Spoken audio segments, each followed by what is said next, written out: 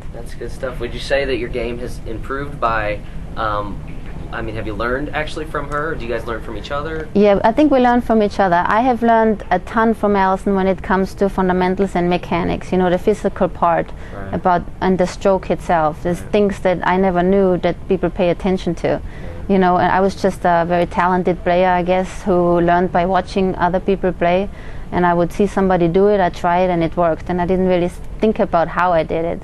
And when I met Allison, I realized what a mechanical aspect there is, and how snooker players, how conscious they are of their technique and their mechanics.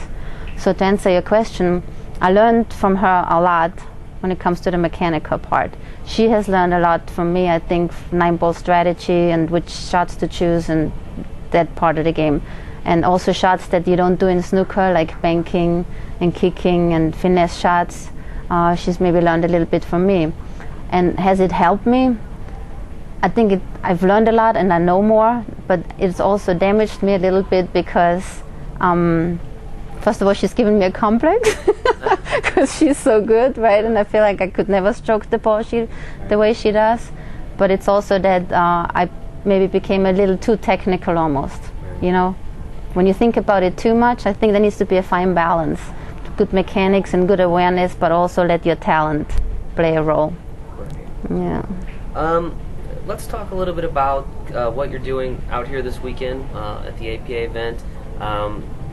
Basically, go ahead and tell us what it is that you guys have going on this weekend. Okay, well, I came out for the first time. This is my first APA event, and so I didn't really know what to expect, and it's awesome. I've never seen so many players in one hotel, I guess, and they're all eager to learn. I came out to offer lessons. I'm giving individual lessons, private lessons for 1 to 4 people, and I'm also doing a couple of seminars where Allison and I teach together for 90 minutes, and people just show up at the door, pay $30, and I think it's the best $30 they've ever spent because they get a whole overview of the stroke and how to build a routine.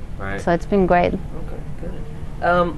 Let's shift gears a little bit and talk about, because I know you graduated, I don't know if it was that recently, maybe a year, 2 years ago from Yeah, I graduated in 2006. Okay. Yeah. Obviously very good school, right? Yeah. Talk to me a little bit about the importance of, kind of we get a lot of pool players that want to know, can I go to college to play pool? Do I need to go to college? So talk to me a little bit about how that worked into your life and kind of what direction you're going with that now that you're graduating. Well, I've always loved education. I've always loved school, and unfortunately, when I was getting ready to start university in Austria, I fell in love with somebody in Sweden, and I moved away, and I decided to play pool in Sweden, and I never pursued my dream of going to college. And then I was on the road a lot, and I always found excuses that, well, now it doesn't work, now I travel so much. And a few years ago, I actually realized that, what I'm going to do after pool. I started thinking about quitting. I was a little disenchanted because I wasn't very successful, and I was a little burned out. And I really wanted to go back to school. And I put my foot down and I said, you know what, I think I can do it.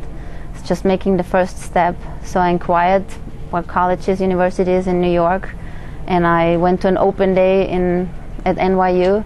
And right away I fell in love with the whole environment, and it did work. I didn't miss a single tournament on tour. I didn't have much time to practice, but I finished a 4-year degree. I got my Bachelor of Science, and I managed to play pool on the side also. And what happened to me was that when I didn't have time to play pool so much, I actually started missing it, and now I have a rediscovered passion and love for the game. So I have my degree, and I was hoping to do something really good with it, but I'm still playing pool now. So I think it's all good. That's interesting.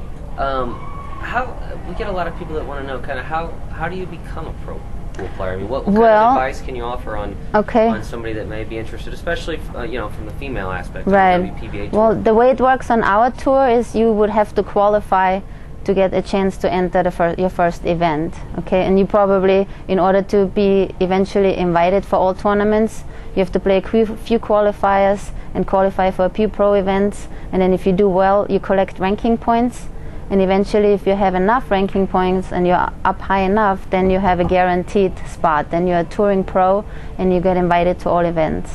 But right now, you would just have to look, there's regional tours that are affiliated with the WPPA, and you would enter those regional tournaments, and you would have to win them to win a spot to a WPPA event. Okay. Any advice you can give on players out there? I mean, I know you do a lot of education.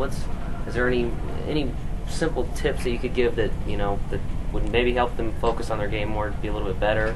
Anything that you can offer along those lines? Well, first of all, I hope that people who play pool play pool and don't make it too serious. Okay, you always have to keep it in perspective. It's a game, and it's not the end of the world if you miss a shot. As far as how to get better, I think is take lessons from somebody who knows what they're doing, or go to a pool school. Always watch better players. Watch the good players on TV. You learn from that. And I'm a big fan of keeping a balance. You don't want to just play pool. Play pool and also have a passion about something else. I think that's hugely important. And since the money is not that great, I think you want to make sure you have a source of income. Last question. I mean, what's it like to be on ESPN? I mean, what's it like to sit there and watch yourself play a match on ESPN? What's it like to be taped in a match that you know is going on ESPN? Okay, well, at first, when it's your first time on TV, it's pretty distracting to have all the cameras walk around, and they don't really care that you're aiming at a shot. They just get right down in front of you, and it's a little distracting. But I think you get used to it very, very fast. And I love being on TV, especially if I play well. I get a real kick out of it. I love it. I love the adrenaline. I love the pressure. I just love every part of it.